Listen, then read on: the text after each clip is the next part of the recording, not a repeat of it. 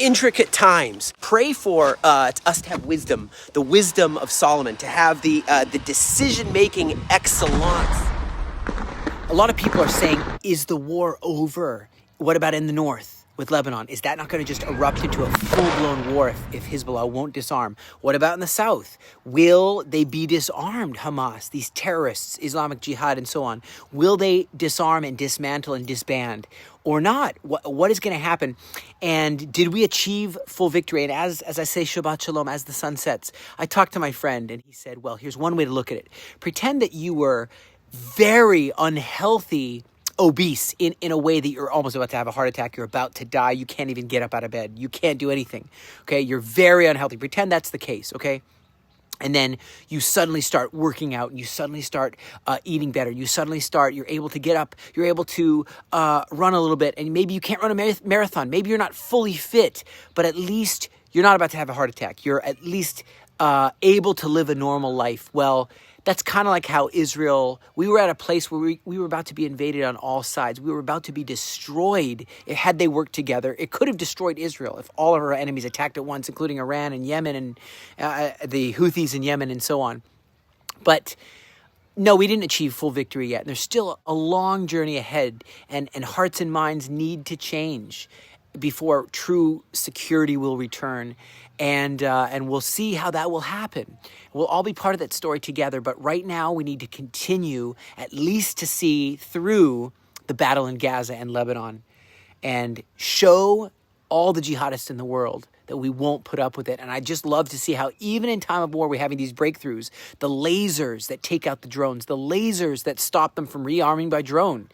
And suddenly you have the shares on this laser defense firm called Solrom, right? It's the stocks jump through the roof, 33.5%, I think, as our new laser is now being used, and it's able to target without even detecting that it's targeted something, and you're able to shoot down some of these drones that are attacking. And Solrom is testing, actually, Israel's just inventing the craziest things, like an AI marking system that it can just lock onto all these targets.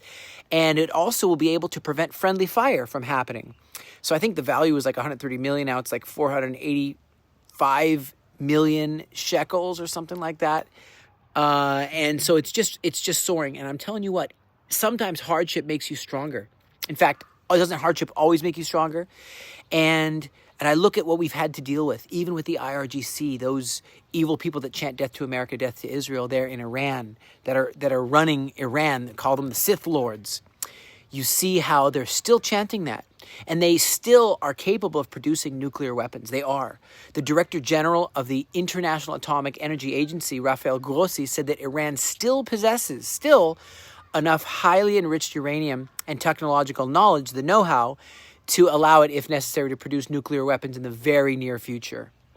Also, the president of Iran says we're not going to give up on our nuclear program or our missile program. We're going to continue at it. So there's lots of reasons to be alert, to be strong, to stand together, united. And again, back to Gaza, is you have them trying everything, as some of them are trapped in tunnels, as some of them are some of them turning against Hamas, some of them as this international stabilization force. Is that good news? Is that bad news for us? I don't know. But let me tell you this, they're still staging hostage bodies, pretending like they've got hostage bodies they're discovering. I don't know why they're trying to do that, make videos like they're finding hostages. Maybe that gives them an ability to go into another area and plant bombs. I don't know, but you just can't trust them.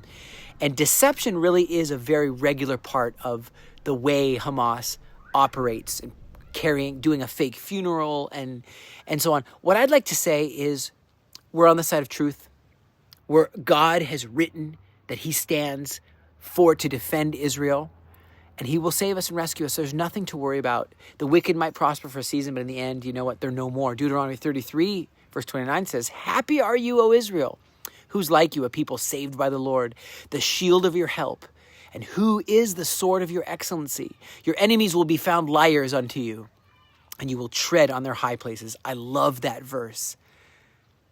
Shabbat Shalom.